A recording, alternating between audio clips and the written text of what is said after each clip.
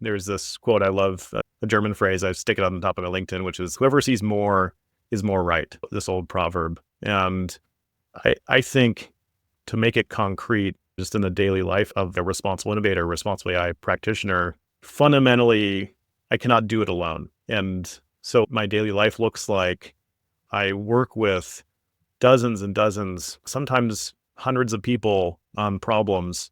So it's at the core a coordination problem, even with the fundamental group of folks building the technology, right? So a feature comes through, like the most innocuous kind of things on your operating system, right? How can you make that experience and that process super responsible in the sense of we are going above and beyond to make sure that this is a safe experience.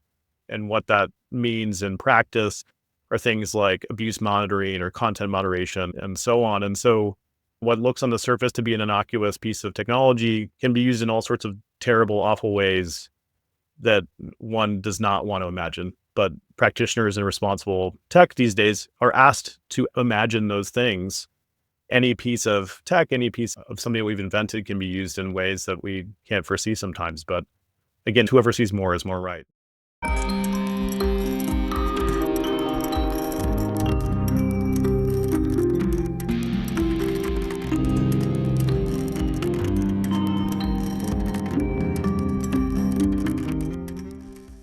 Welcome to the second episode of Humans on the Loop. I'm Michael Garfield, and you're with me on my exploration into wisdom and technology, agency and automation, and what happens when we ask not whether we can do more with our tools, but what is actually worth doing if we can do anything. When technology gets Byzantine, when the heady early years of cybernetic mysticism give way, and our software engineers become the new priests of the Catholic institutions of big tech, maybe we can learn a thing or two from a Byzantine Catholic who's made responsible technology their life. This week's guest is just that person. Benjamin Olsen is the head of Windows Responsible AI and Data Compliance at Microsoft, where he also pioneered their first AI and ethics education programs. He's also an advisor for AI and Faith and has worked as co-chair of the World Economic Forum's Responsible Learning and Education program, and member of their Responsible Development and Deployment of Technology Steering Committee, the former Responsible Innovation Lead at Meta, and a part of the IEEE's Working Group on Responsible AI. His online courses in analytics, data science, and responsible tech have been taken by millions of students in more than 120 countries. But it's his writing at the intersection of religion, spirituality, technology, and human flourishing that caught my eye. I met Ben through Andrew Dunn of the School of Wise Innovation, where I was on faculty for a course on embodied ethics in the age of AI with Josh Schrei last spring, and was immediately taken by the clarity and heart he brings to places I have always guessed were, frankly, soulless. Speaking with him gave me hope that maybe all this hype is actually the evidence of earnest and concerted effort, in some corners anyway, to do the future right and not just big. I hope that you enjoy our conversation.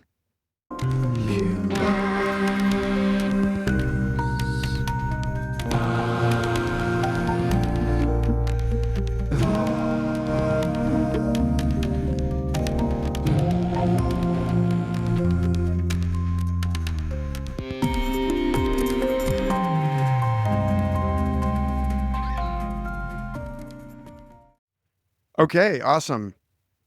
Benjamin Olsen, you are on the loop, I guess. Excellent. How are you? Feeling ready.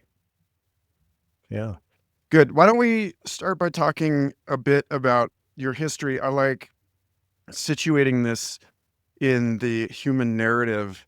So knowing your choice of background story and specifically how that brought you into the work that you're doing today, like how you came to care about the things that you care about with respect to wisdom and technology is, in my book, the right place to start.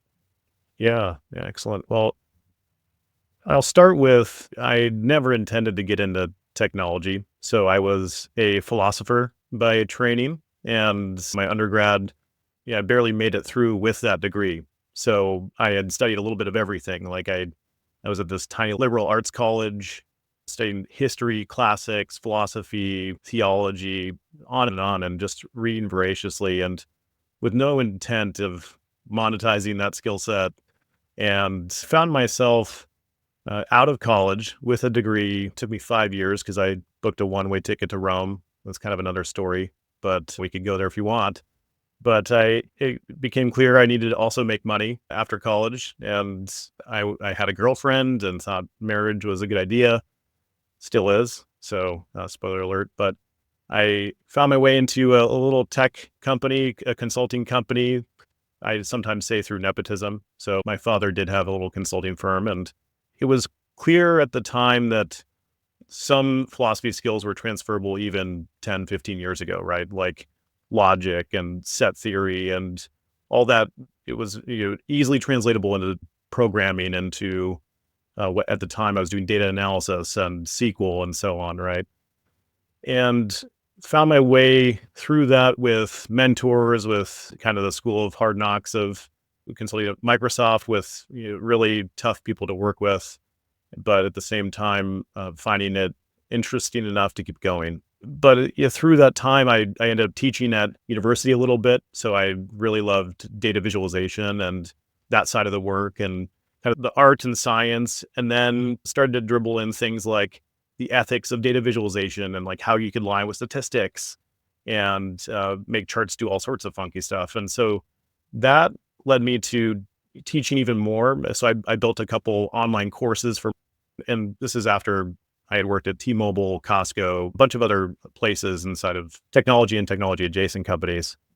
And when I took those courses on, I thought there's a different way to do this. So there's a different way both to teach and to tell stories and bring data and technology together with philosophy, with art, with culture. And so that was the winding road to building MOOCs for a time. And so I built Microsoft's first AI and ethics course. I built many data science and AI courses and quote unquote taught millions of people. And it was a great time. And it was also where I learned that scale sometimes doesn't really matter. So like, yes, I taught millions of people, but what's fulfilling? Why am I here? And those things started to coalesce into bringing that AI ethics work internally to Microsoft, and found myself with a nexus of really the first wave of responsible AI at the company. And that was a trip. So I could go deep into that. I could fast forward, but really that was where we started to call ethics responsible AI, responsible innovation. Those terms weren't widely used when I first started in this field. And so that was even just 6 years ago. So that tells you how fast things have moved and how it's kind of the lingua franca of today, right? It's everywhere and people care. People are intrigued and scared and all sorts of things now with AI becoming what it is.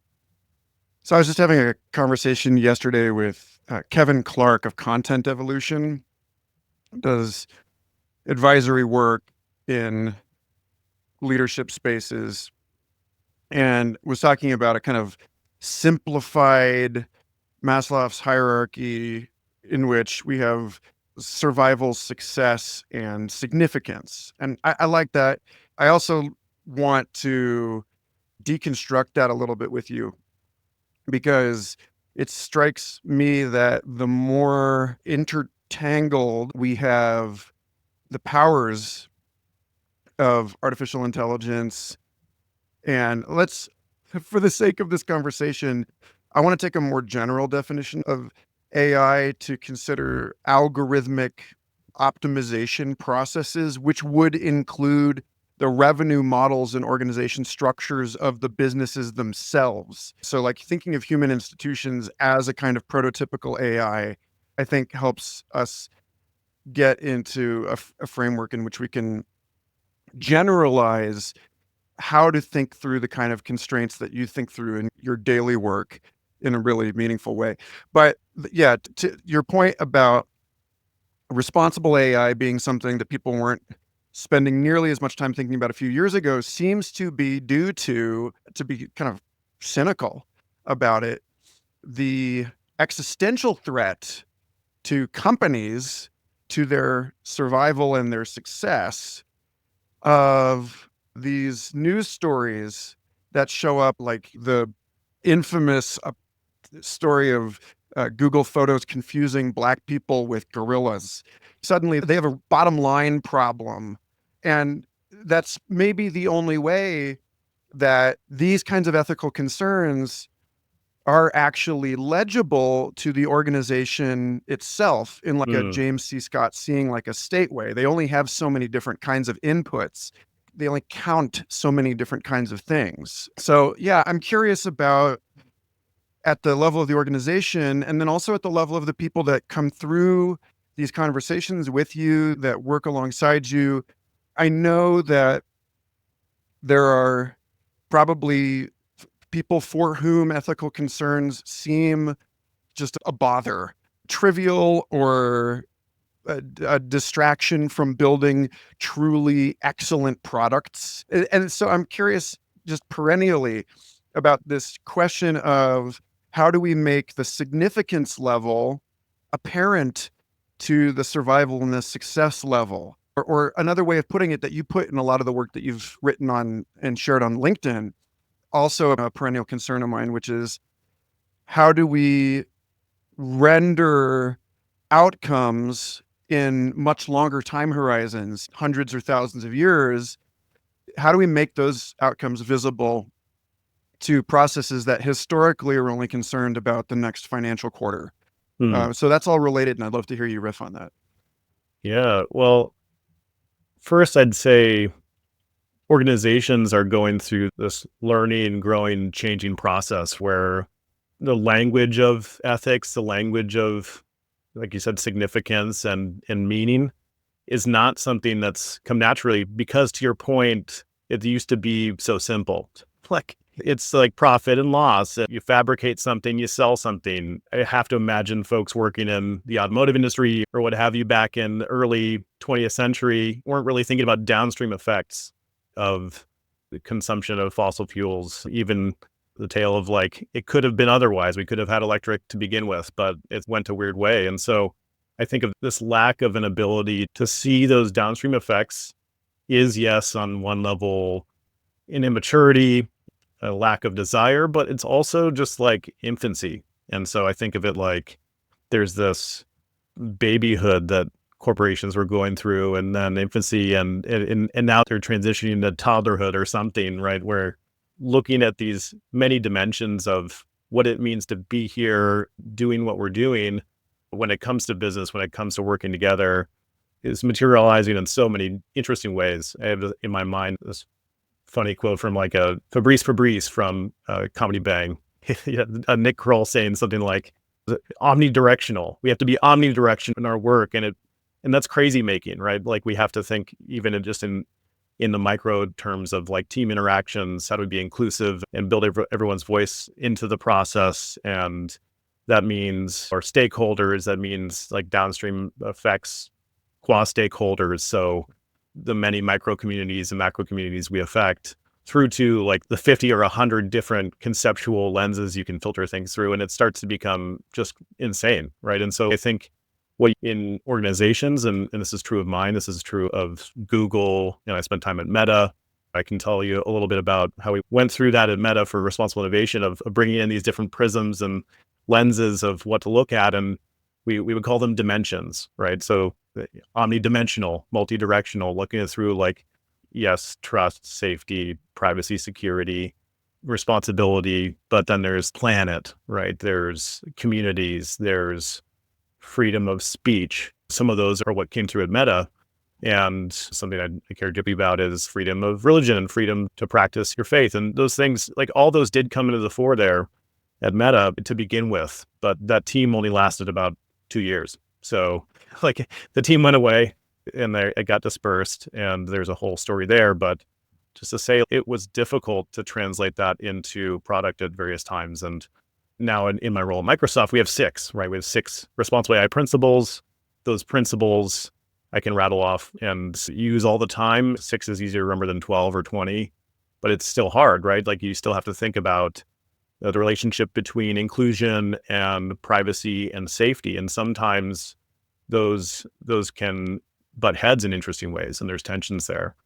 I know even before we started the recording here, we talked about like open source, right? Like, how do you think about open source and all that in relation to the ecosystems you work in? And when you really push on it, some of those frameworks and those philosophies like don't reconcile at the end of the day. So like open sourcing personal data is a no-go, right? You can't just open source a bunch of personal data online and expect folks to be happy with it. Those are called breaches.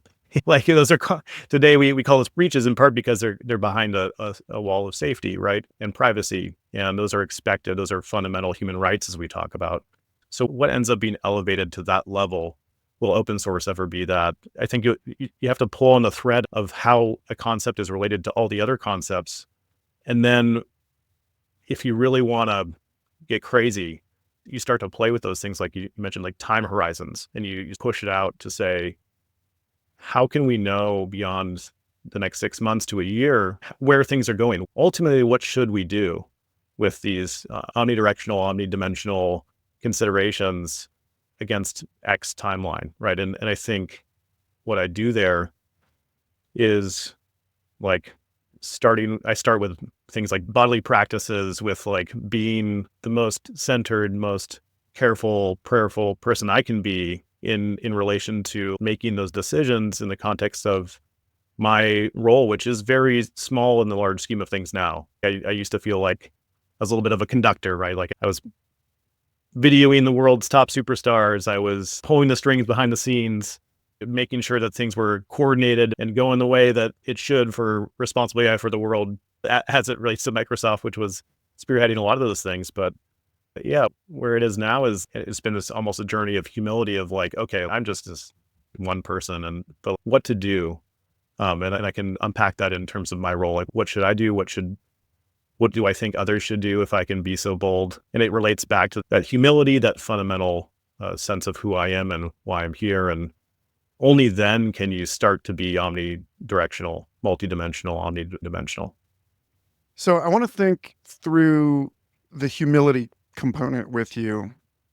You mention Yolanda Gill, computer scientist, and her notion of super responsible AI. You talk about an example she gave at a conference in Hawaii years ago, that we want cars that drive better than humans drive cars. We're not actually going for human level drivers.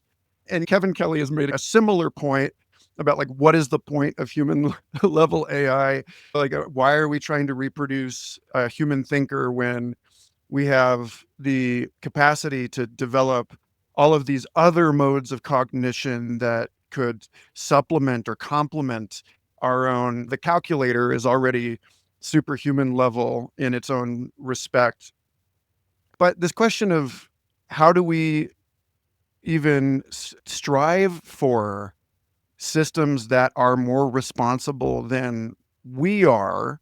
I'll just point to Doug Rushkoff, and a point he's made on his show Team Human over and over again is that he gets called into these big tech companies as a consultant, and the people inside of these companies are like you. Like they're aware of the externalities that are produced by these institutions, want to make a positive impact in the world, and they are inside the machine. When I was at the Santa Fe Institute, the last episode of the Complexity podcast that I hosted, 106, was all about the tensions between us and the thing in which we are operating, and how a lot of these are kind of irresolvable tensions. Because, for instance, if you have a learning network and you want that network to learn to be adaptable, then the individual nodes of that network have to have shorter memories. They can't be stubborn and recalcitrant. And so there's a certain amount of, you can think of it as employee turnover, right? You hear this again and again in stories of large organizations that flush out people that are the story keepers of those organizations, because those are the people that are preventing whatever kind of change wants to be driven from the top. And so I want to ask you about what it's like in daily practice on the ground in your work, but I want to do so through the aperture of this fabulous quote you pulled from Martin Luther King Jr.'s Nobel Prize lecture in 1964, where he says, "We have allowed the means by which we live to outdistance the ends for which we live. So much of modern life can be summarized in that arresting dictum of the poet Thoreau: improved means to an unimproved end." And this is where I'm angling toward your writing on responsible innovation and the inner life of a responsible innovator. I want to start by asking this question of, like, why are we doing this? And then also, how do we even know? Because it strikes me that there are people in Web3 that are thinking this way about quadratic voting and like, well, actually, we can design systems that aim for properly capturing and referencing and a true diversity of perspectives. And that's how we might come upon something that we would collectively agree is super responsible. But yeah. Yeah.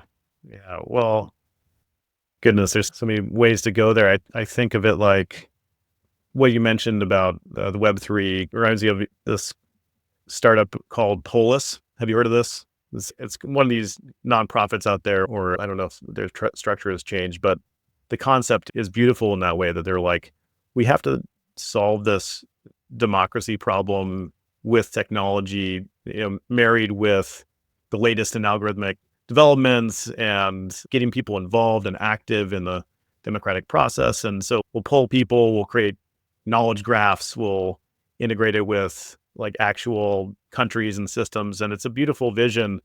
And I bring that up just to say, if you look at any specific combination of considerations right now, it feels like there's a startup or there's a nonprofit, there's a company trying to do something about it. I think that's one of the things that gives me hope in this moment about who we are and what we're doing is it's like, we're nothing but opportunity seekers at the end of the day, carving out a path of as much as we can see. And so I think of there's this quote I love, a German phrase, I stick it on the top of my LinkedIn, which is whoever sees more is more right, this old proverb. And I think to make it concrete, just in the daily life of a responsible innovator, responsible AI practitioner, a leader, is fundamentally, I cannot do it alone. And so my daily life looks like I get on calls, I get in rooms, I work with dozens and dozens, sometimes hundreds of people on problems. And so it's at the core a coordination problem, even with the fundamental group of folks building the technology, right? So a feature comes through, like the most innocuous kind of things on your operating system, right? How can you make that experience and that process super responsible in the sense of we are going above and beyond to make sure that this is a safe experience at large. And what that means in practice are things like abuse monitoring or content moderation and so on. And so what looks on the surface to be an innocuous piece of technology can be used in all sorts of terrible, awful ways that one does not want to imagine. But practitioners in responsible tech these days are asked to imagine those things. Red teaming it's a pretty benign name, but sometimes can have the feeling of looking at the worst of what humanity has to offer. Any piece of tech, any piece of something that we've invented can be used in ways that we can't foresee sometimes. But again, whoever sees more is more right. Like you can foresee that there's a problem when you put something into a process and you think about it like, okay, how many ways can it go wrong? And then you work with the team to iterate through that. And then through that process, you figure out what are potential mitigations? What's the space of possibility? What's the tech opportunity to solve this holistically? And for those things, like I mentioned, content moderation or abuse monitoring, those aren't always perfectly preventative measures. Those are sometimes post hoc. Those are ways to ensure that we can trace things or make sure that things are being used responsibly in terms of use. But when you put something out, let's even just say like file storage, you have it on your phone, every computer, every digital device will have some sort of storage and compute and so on, right? You can put all sorts of terrible things in there. And yes, there are protections, but there's space for people to do terrible things when there's possibility. And I just go, okay, like with the tech available, with what we have in terms of our processes, with the experts we have in safety and privacy and fairness and inclusion, reliability, and child safety and regulatory compliance. That's another thing we could talk about for days if you want to, but it can be pretty boring. But the thing is, all that comes together to really shift and shape that experience to make it so that we have what's in place today to do our best. Now, is that what I categorize as super responsible? I think it's certainly very responsible, but my dreams, it would be something like, let me just share a vision of what this could look like if it were really different. If you had a group of technologists with ample resources, with a proper platform, who could meditatively, prayerfully consider what's being done, and with great skill bring like many stakeholders along, maybe even bring some sort of democratic process onto the table. You could bring people from all sorts of communities to give feedback throughout slowly. And as tech progresses, as these guardrails progress, you can add them in. And there's like a 50-year rollout for a feature. Like, as we analyze the downstream effects and understand the tertiary effects and the butterfly effects of all of it for a single feature or maybe many interacting, what are like the monastic, corporate structures of tomorrow that make that possible? And I just have no idea. But to me, that's where I wish it would go. That feels very possible because of what you mentioned of pressures, time horizons, how the work gets done.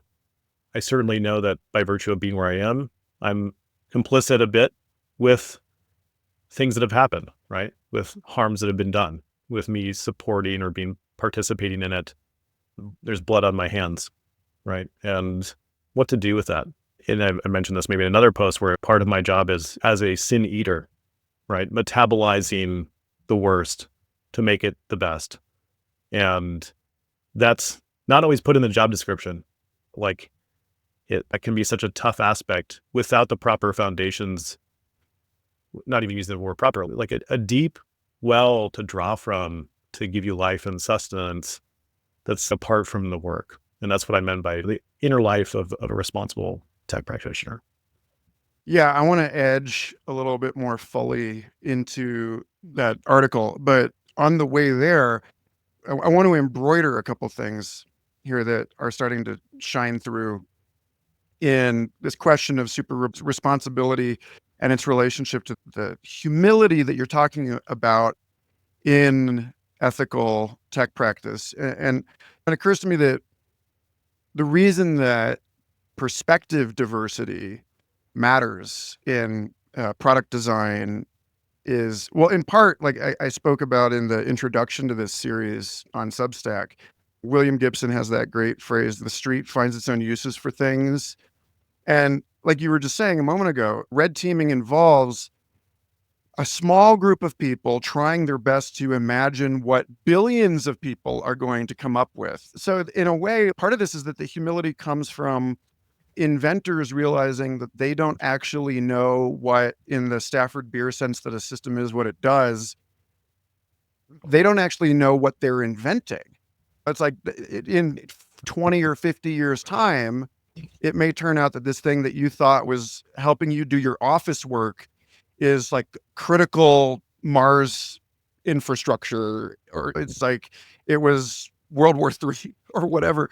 The other is that super responsible, and I love that quote, who is right is the one that sees more. Yeah. That suggests that super responsible means we don't even know what that looks like. This is a common thing in Eastern spirituality, this notion of the crazy wisdom, or that like Yoda, right? Like this character that is inscrutable to Luke Skywalker. And it was like, well, it's because this is a wiser being than you are.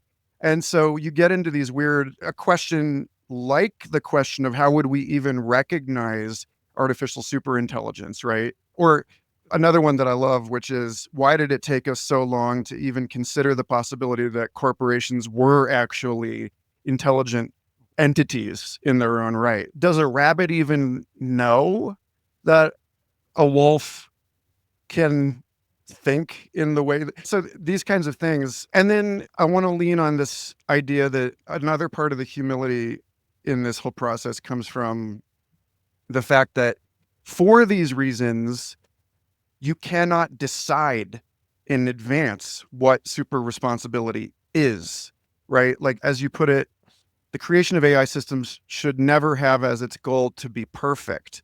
Rather, a system and an individual or group creating or using that system should play, citing James P. Carse, an infinite game of evolution and growth.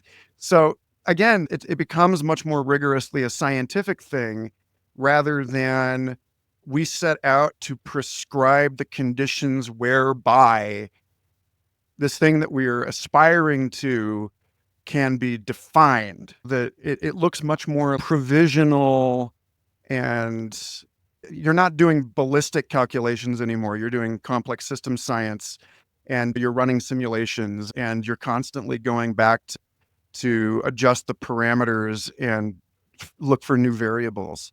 Like you said, that's where this question of content moderation about, as you put it, the Scylla of censorship, overblocking, overprescribing, and the Charybdis of underblocking, or allowing people, giving people even more leverage to come up with harmful or exploitative ways to use the tool. It's interesting because, yeah, like with a child, for instance, a lot of my thinking on this is related to Hans Moravec's Mind Children, and like thinking about technologies as children with their own destinies. And I know, like you said, you're a parent, and it's just, yeah, like tell your kid who to be. So there is a certain amount of, for lack of a better word, faith that comes through in this process. And so to me, an honest accounting with these considerations does lead us into a corporate practice in the years to come that does look, however secular, isomorphic to a monastic lifestyle. And yeah, I'd love to just hear you go on that. Yeah, a couple different frameworks are swirling around in my head, and some examples. I'll tie them together loosely, riffing off the super responsibility concept, because I do think in certain cases we can articulate what that super responsibility is, right? Like we have the car example is easy. It's almost like no death. Like, how about no death and super fast transportation? That'd be nice. And also no emissions. That'd be even better. And I really want it super comfy and like extremely private. I want my transport to be private and comfy and serve me espresso, and can be a little vehicle I can do intimate things in, or like I can on and on. Like maybe there's going to be that in the future, and that could be pretty cool. But I think of it like, for some of these other ones that just aren't so clear cut, actually for most all of the other ones, do we know that we need them, or do we know that they're good? And like everybody's asking that anytime any big tech company comes out with something now, and they should be, and we should be asking the same. But so while it can be hard to anticipate or imagine what that super responsibility would look like, I think it's holding that possibility space open while you settle. You have to, and I think of it like this content moderation, abuse monitoring thing. You want no harm to come from the use of any feature. And yet, from the dawn of time, we've accepted risk as part of our life, and no risk, no reward, failure.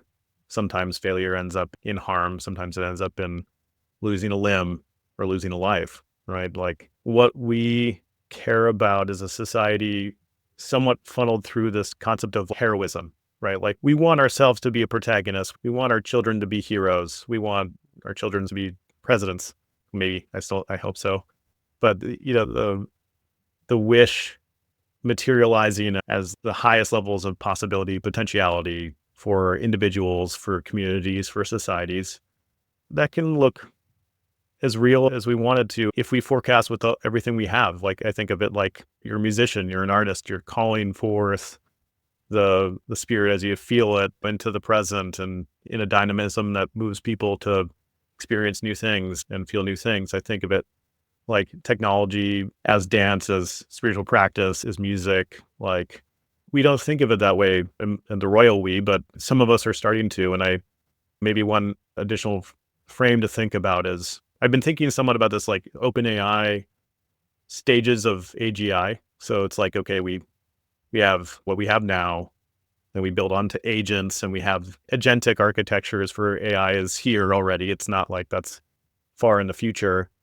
In fact, and I'll riff on this in a second, because the next stages are AI acting as team members or teams. And then the last stage is before AGI, or whatever term of art OpenAI wants to use, is it's like organizations are fully AI'd. Like, you can have a company or a corporation as an AI in all of its constituent parts. And then I think this gets back to your point about a small group of humans trying to predict what a billion humans will do with a feature is crazy, let alone then you throw agents on top of it and AI is interacting with it. Like, what's going to happen? Who can imagine the combinatorics of that situation? Obviously no one. So, but that whole framework is so thin, right? Our goal for AI is like people, teams, organizations. Isn't that a great future? Like, I want more corporations in the world. That's a sad dream. What's a better framework? What's a better framing? Why else are we here? We're not here to just feed the mega structures that are, right? Well, yeah. Now seems like the time to soften into something a bit more imminent. You've touched on this at various points in this conversation. Reading the piece you wrote on the inner life of responsible innovation on LinkedIn, I'm frankly just kind of shocked that people like you exist, that are sitting there holding their awareness on their breath and this attentiveness to the present moment while in corporate design sessions. And I would love to hear more about your inner life.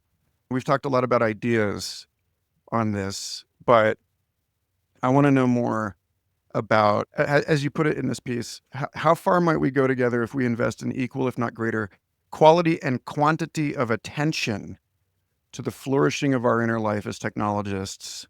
Because this entire show, this project, emerged out of a concern that I experienced while working in an AI startup.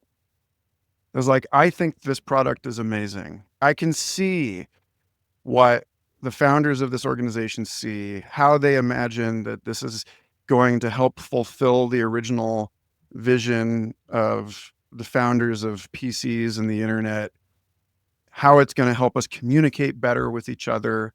But again, we spend so much time improving the means, and we're not reflecting, or as you put it elsewhere, we can do better than reflecting. We can illuminate the ends of all of this work. And so there's like, what is it to be the one who is slowing down and cultivating one's attention amidst all of this engineering? Yeah, holding that together as I can. I think just where I'd start is there's always a talk about like, you think a lot more about yourself than other people think about you.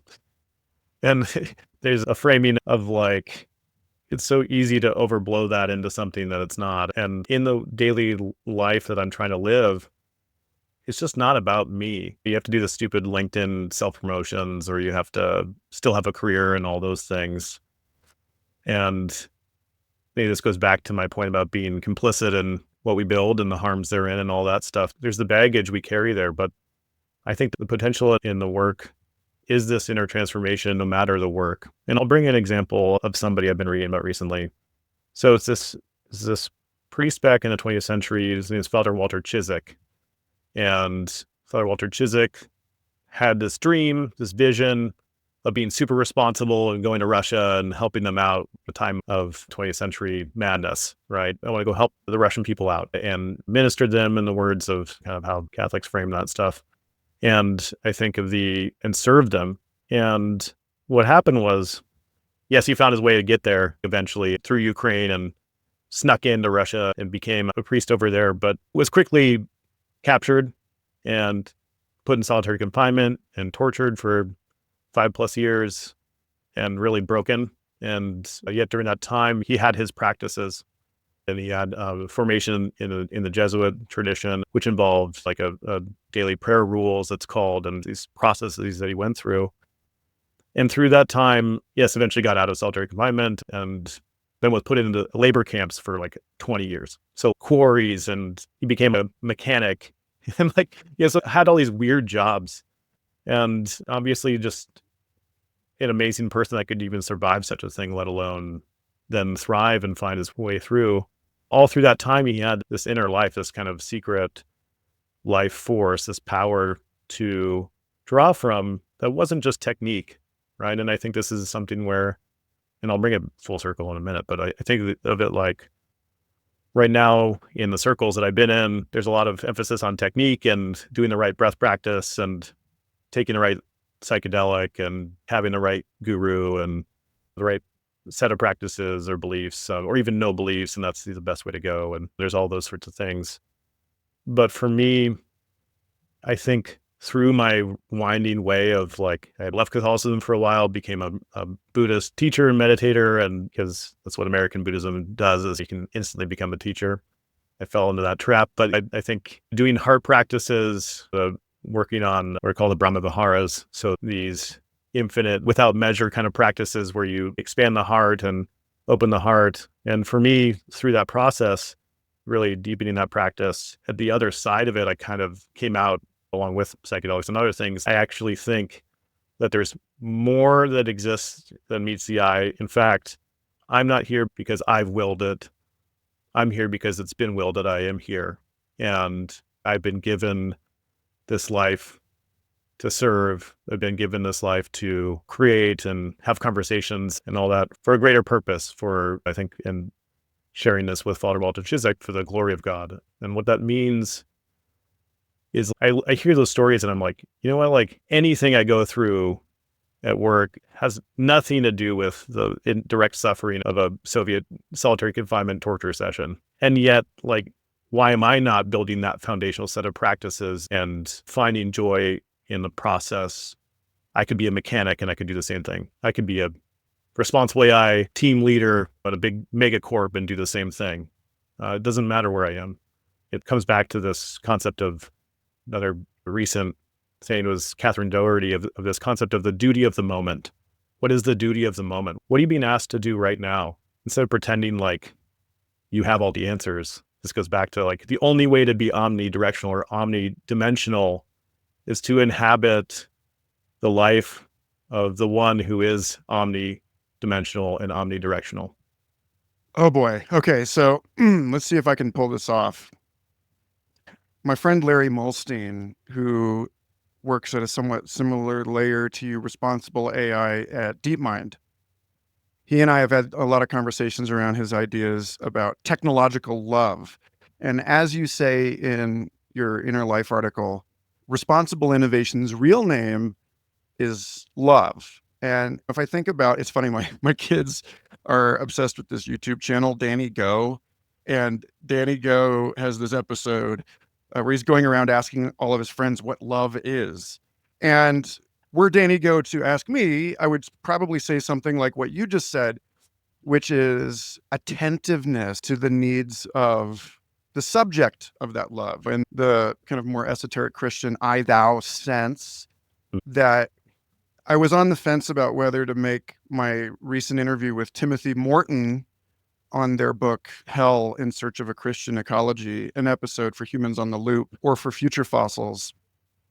And ultimately went with Future Fossils just because it got extremely weird, which I love, but bored directly on these particular investigations. And one of the things that Morton says, I've heard alluded to several times in what you've discussed here, is that evil seems to always come from people trying to do the right thing, from some idea of the good. Like you think about the decimation of the indigenous peoples of North America as the fulfillment of manifest destiny, right? These people that were on some sort of spiritual quest, the Crusades, like everywhere we look, it's an ideology that has a sense of identity associated with a particular telos, like it's going in this direction.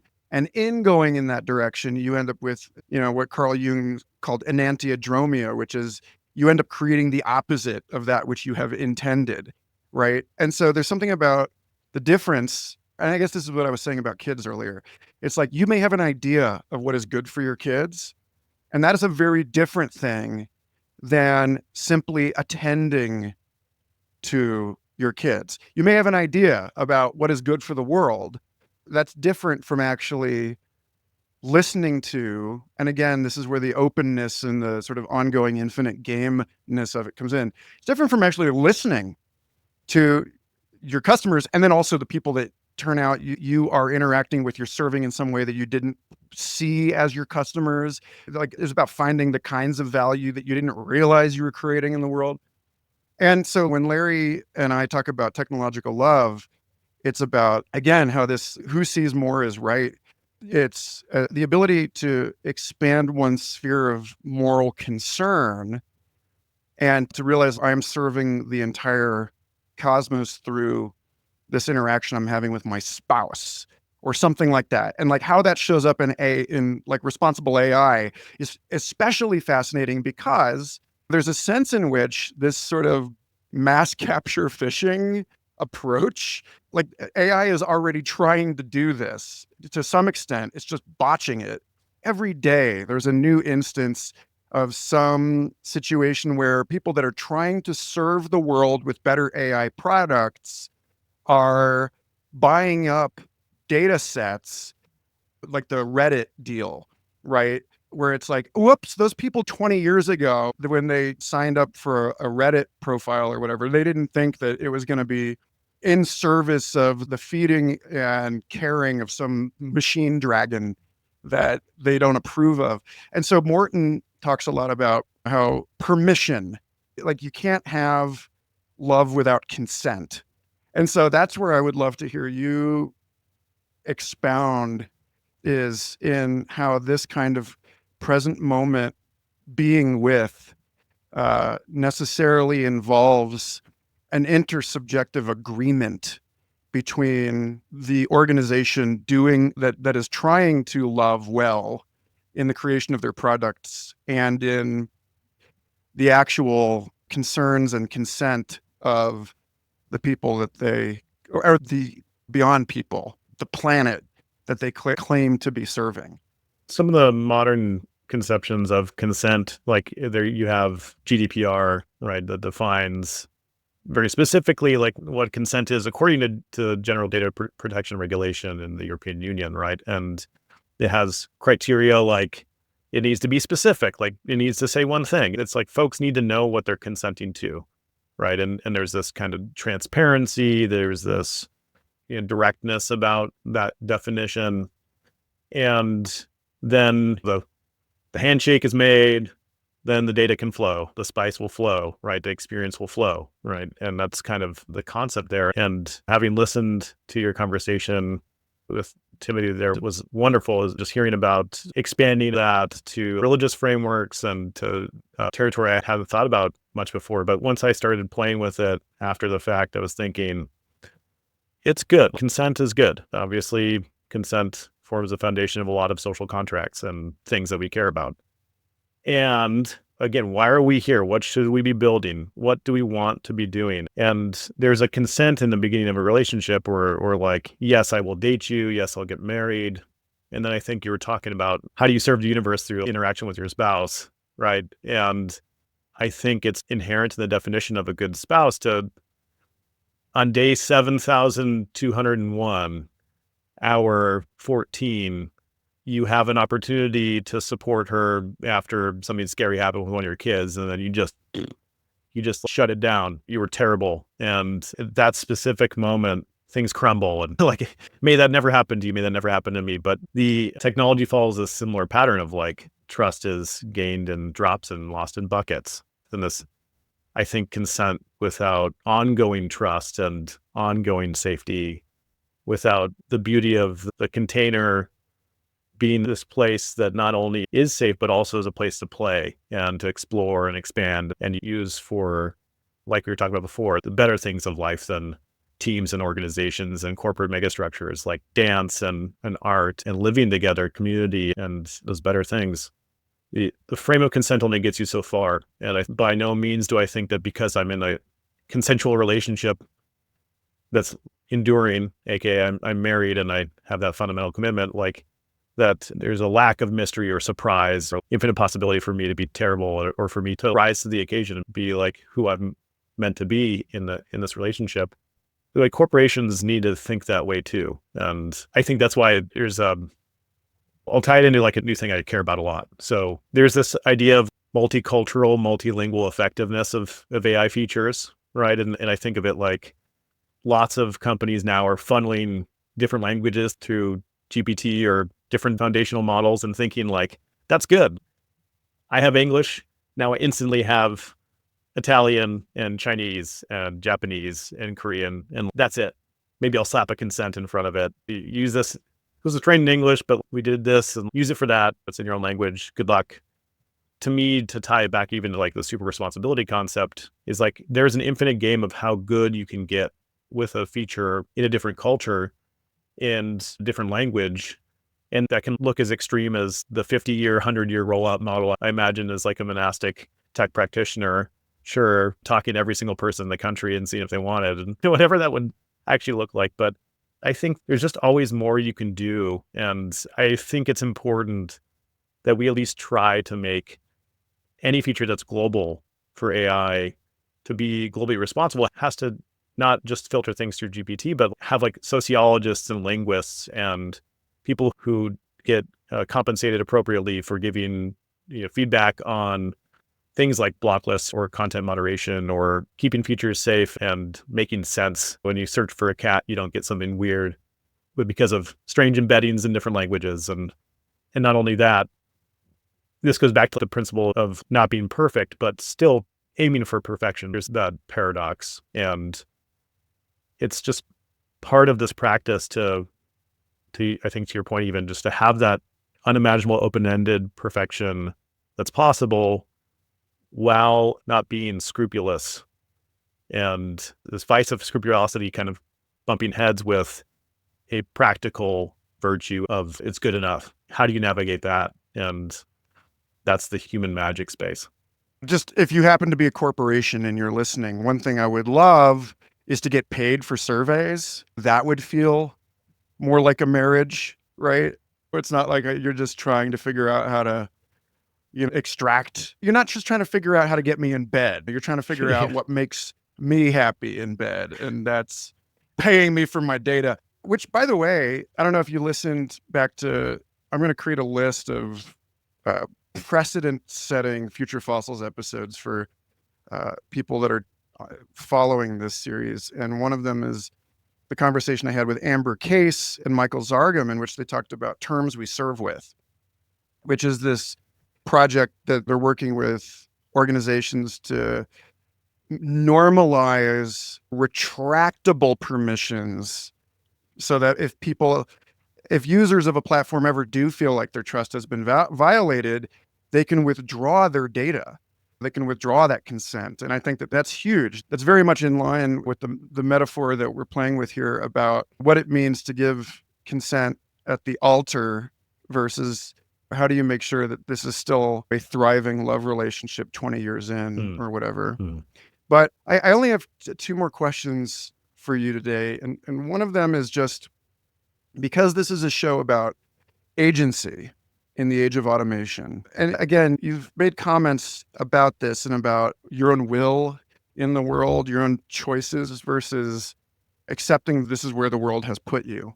But I would love to hear specifically about how you exercise agency in a world that is so enormously constrained. The quote unquote social contract that we have now as modern beings is so multi-layered and often opaque.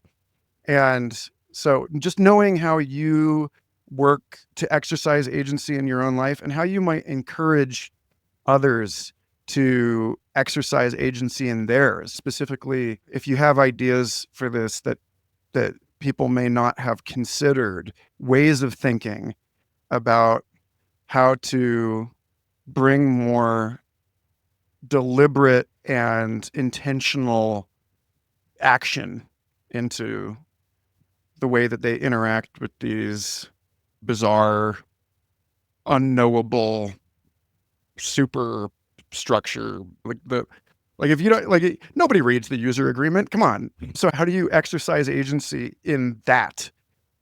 Yeah. I'll do my favorite thing, which is pairing the mega mystical with the super practical. So I just think of, like, on the one hand, holding this understanding that on the level of decision making and agency, I feel like there is a side that's like very practical and transparent, and we can kind of study us like we study monkeys. And there's an approach there of, I think of the decision science work in Stanford from like Chip and Dan Heath comes to mind. I studied decision science a little bit at Stanford for this certificate program because it sounded like fun when I was doing my data stuff, and really influenced by them. And I love this little framework that's just something that feels so right for the kind of work that I do and that you're doing. And I think of it like this acronym called WRAP. And so it's like, folks, before you make a decision, before you want to do something to maximize your ability to have just that modicum of a little bit more agency in the context of the thing you're working on, is to widen your options, to reality test your assumptions, attain distance before deciding, and prepare to be wrong. So those 4 things. And if you do that, you're going to do pretty well in whatever you're facing. Because I think of it like it's a pithy way to wrap your decisions and wrap the experiences. And to me, I just love that because it gets to what we're talking about, of this omnidirectional, omnidimensional side, to widen your options. Reality, go as deep as you want with that. Statistics all the way down to embodiment and a world, soul, and whatever else you want to say. And then, attain distance before deciding is providing the space. And I'll pause here for a second because I actually think this relates to my more mystical comment, which is like, I think agency sometimes might presuppose that we know who we are and we know what this is. And you're a mystery unto yourself, and who you are is being unfolded in time. Who you are is only known by the timeless. And I think in my tradition, it's sort of like you have a secret name that no one else knows written on a stone at the end of time. And so there's this cool quote of, truth melts like snow in the hands of one who melts like snow in the hands of truth, by Bastami. What you are is a mystery. And so who you are is a mystery. And explore that while you also wrap those presents. I could say other things, but that's what I'd say. That's wonderful. So just in closing, because I don't feel like I know the optimal path with this series, I'd love to know who you recommend to me and to whoever is listening, the business leaders, the engineers, the ritualists.